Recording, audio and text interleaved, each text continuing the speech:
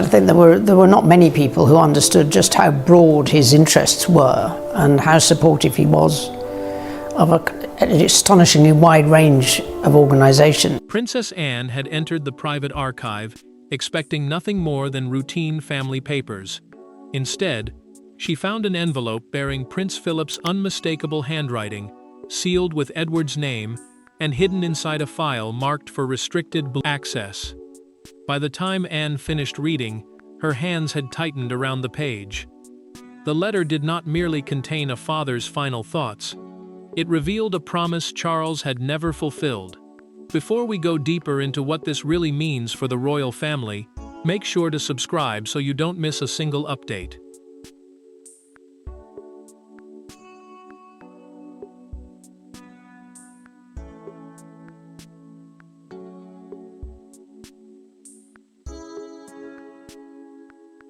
Unable to move beyond the words before her, she had been reviewing papers for a memorial tribute when the envelope slipped from a restricted file, a protected record available only to the royal household.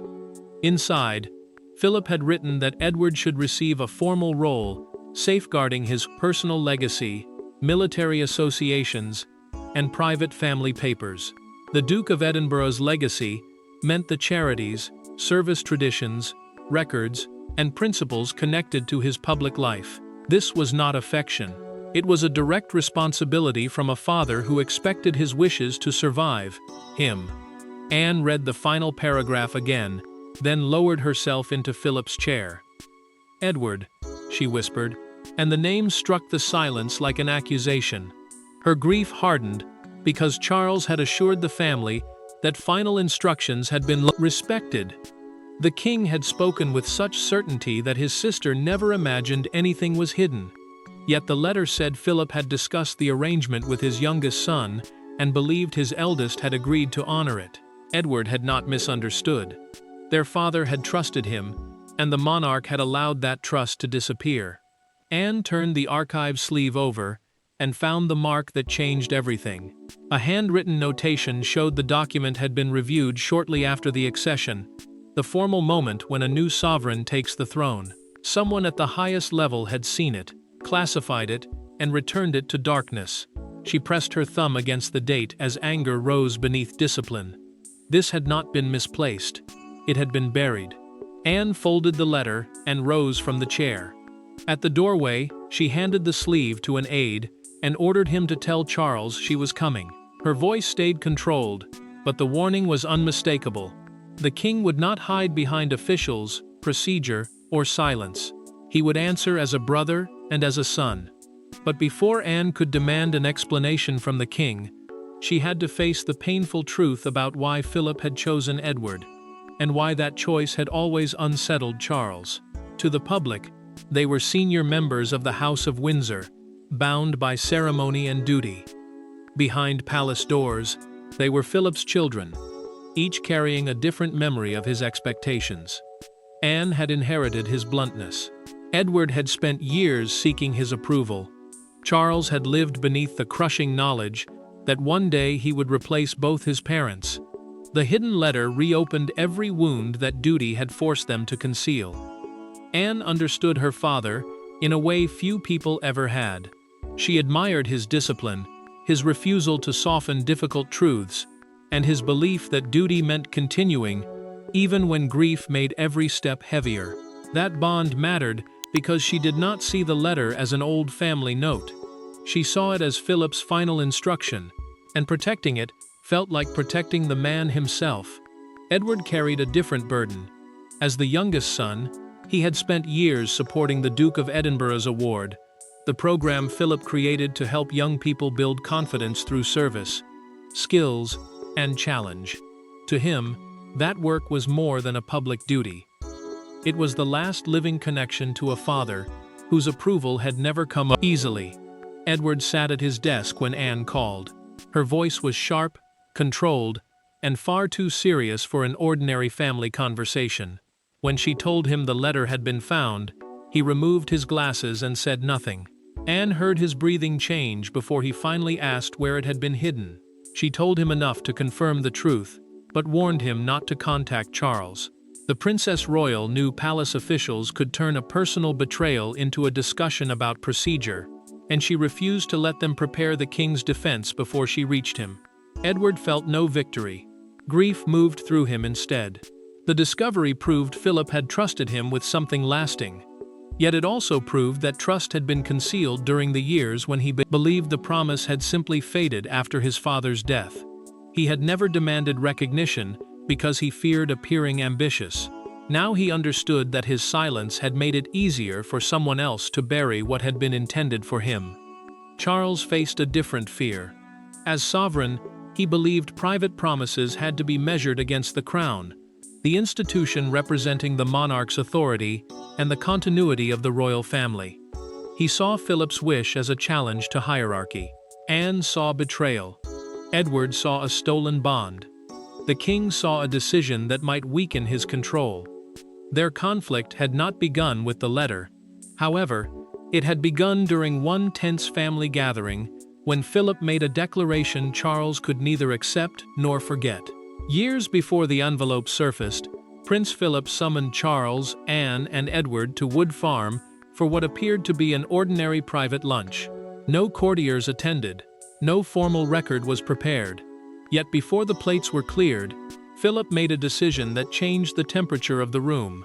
He named Edward as the child he trusted to protect the most personal parts of his legacy after his death.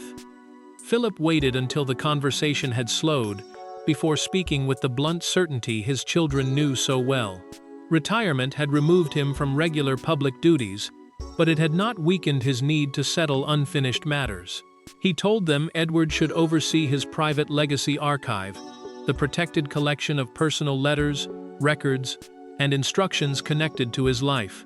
The younger son would also preserve the history of his military patronages, the organizations linked to the armed forces that he had supported in an official role, and safeguard the principles behind decades of service. Philip made one point painfully clear. This was not a prize, a grand title, or a challenge to anyone's rank. It was a burden requiring patience, discretion, and years of quiet work without applause.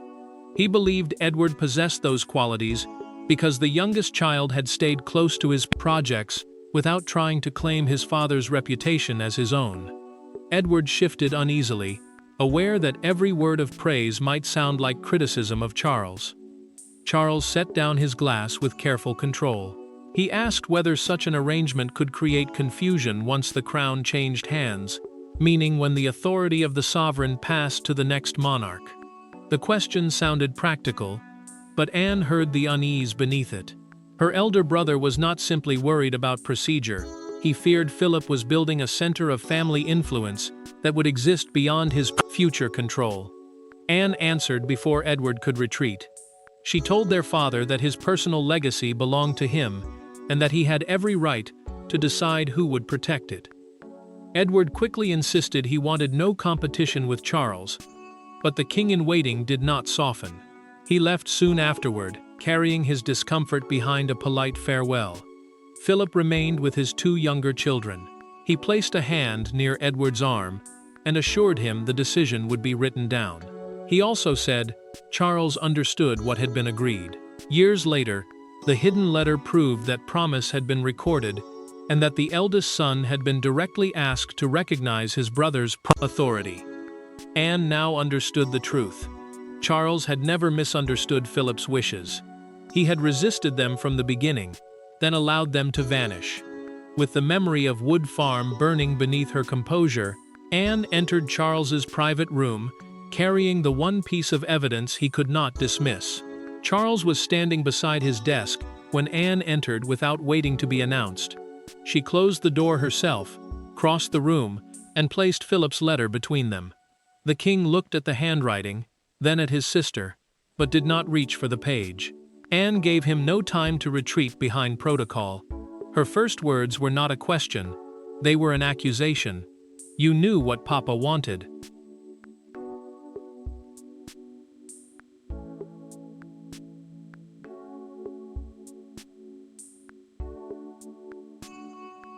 Anne remained standing as Charles moved behind the desk. The gesture was small, but its meaning was clear. He wanted distance. He wanted the weight of the crown between them, the permanent institution built around the sovereign and used to protect the monarchy's authority. No aides were present. No private secretary could soften the language or turn the argument into procedure.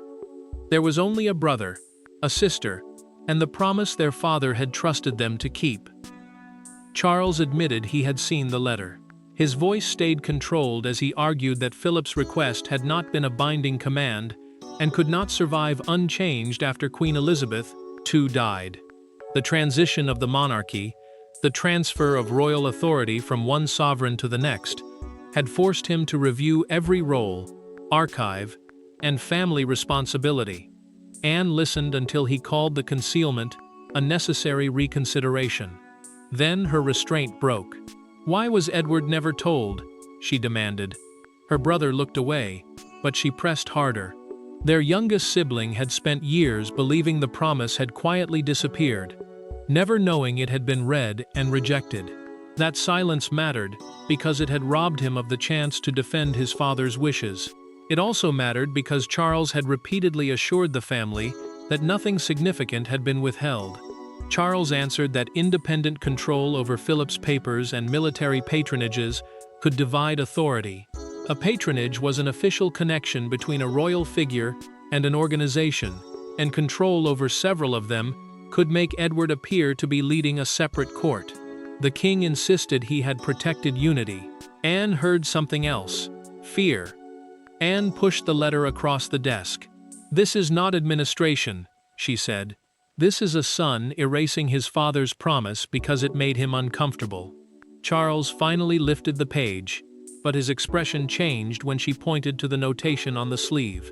His private office had reviewed it, classified it, and buried it instead of returning it to the family.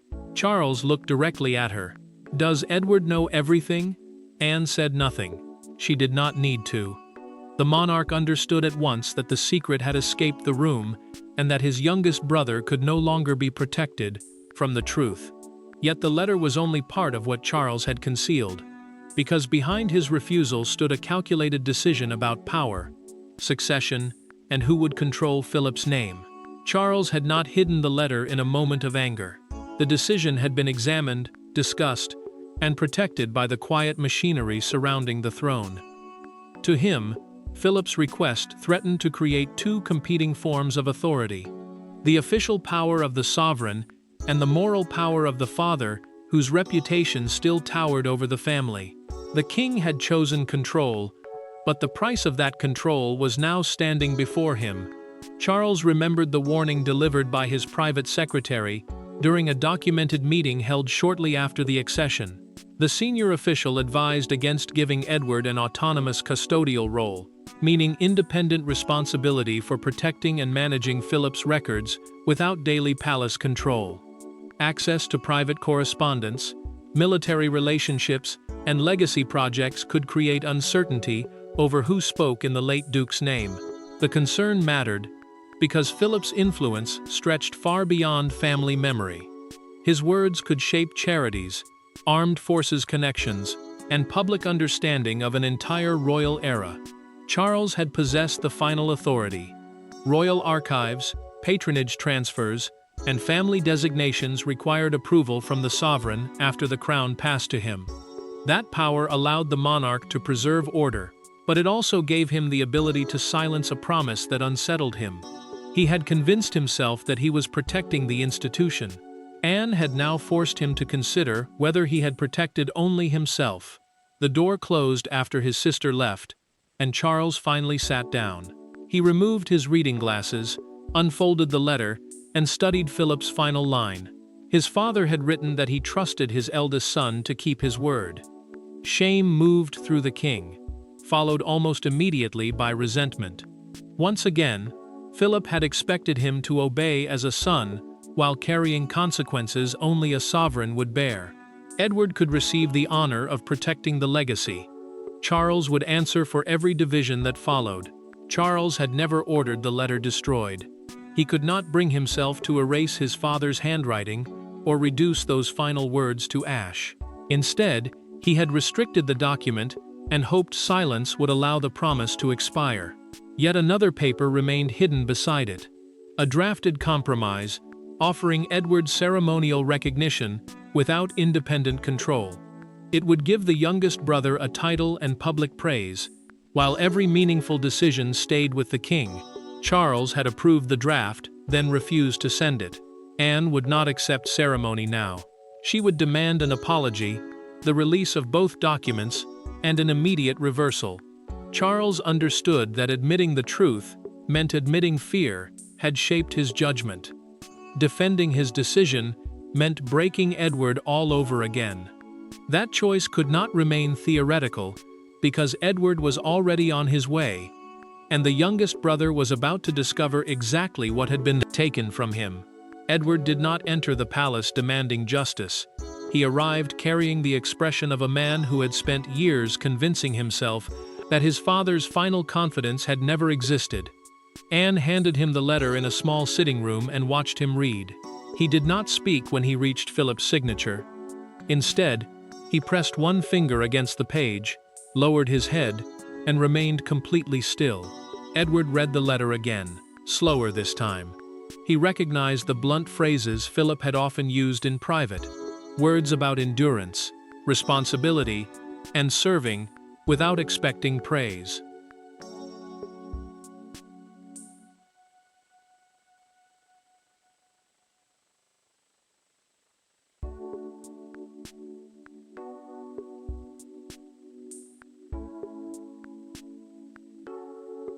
Care.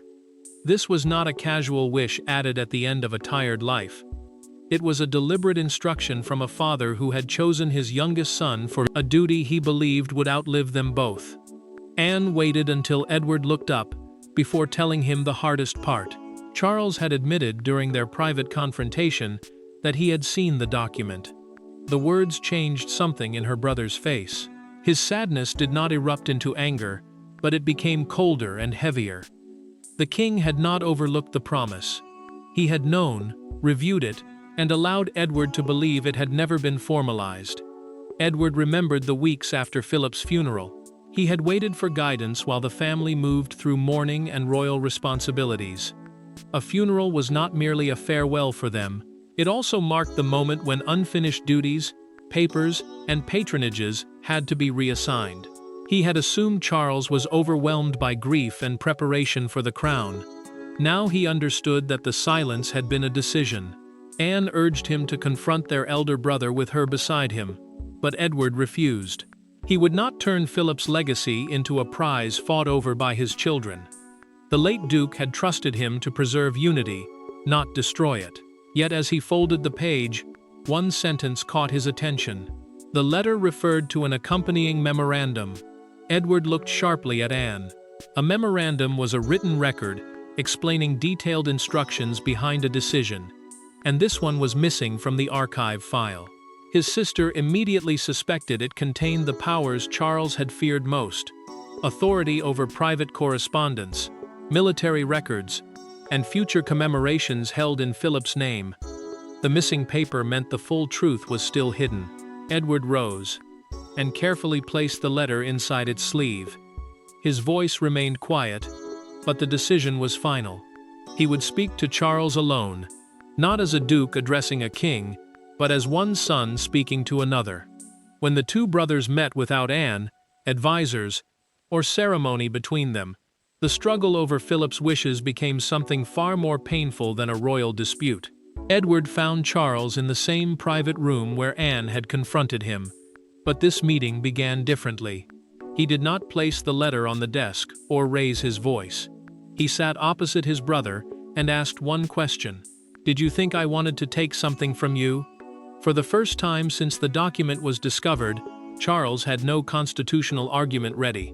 There were only two sons and the shadow of their father. Charles dismissed the waiting aide, closed the door, and moved away from the desk. Instead of returning to the place of authority he had used during Anne's confrontation, he sat beside Edward. The choice mattered because a sovereign normally received difficult questions from behind layers of protocol, the formal rules and officials that protect the monarch from personal pressure. Now those layers were gone. His younger brother was not asking for a title. He was asking why trust had been treated like a threat. Edward spoke quietly. Philip's request had never felt like a transfer of power to him. It was a final task from a father whose praise had always been rare and whose standards had shaped every part of his life. He had wanted to preserve the records, military ties, and service principles because they carried their father's voice forward. Charles listened, and the pain in that explanation left him with nowhere to hide. Charles finally admitted what Wood Farm had awakened in him.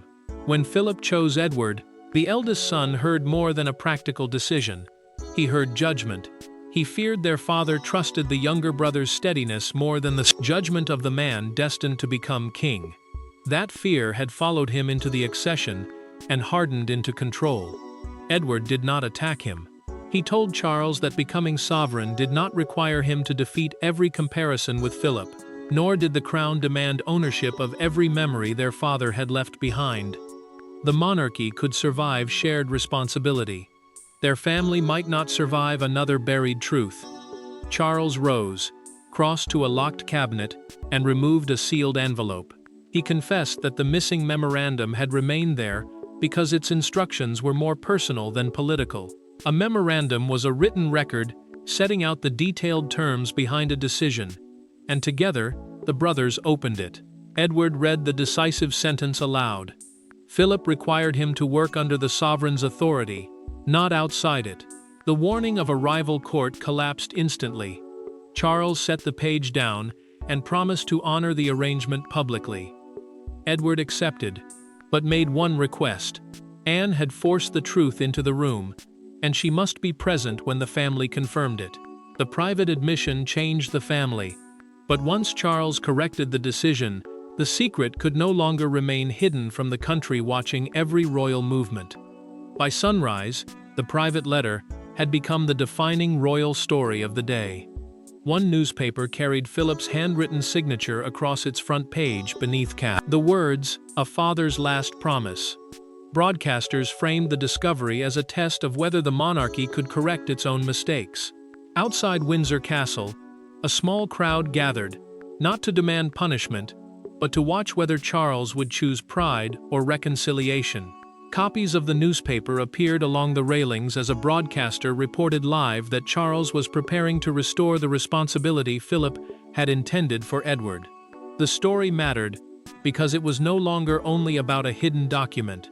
It had become a public test of whether the crown could admit that control had been mistaken for duty. The Royal Archives, the official collection preserving documents connected to the monarchy, now stood at the center of a family reckoning that millions could understand. Public reaction divided quickly.